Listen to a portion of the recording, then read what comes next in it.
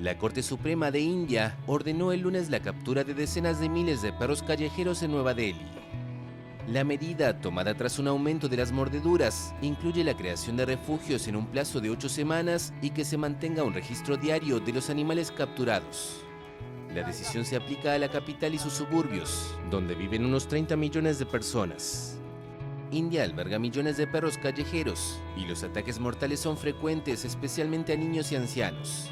Según la Organización Mundial de la Salud, el país registra más de un tercio de las muertes por rabia en el mundo, un problema agravado por la falta de programas de esterilización y por las restricciones legales para la eliminación de perros.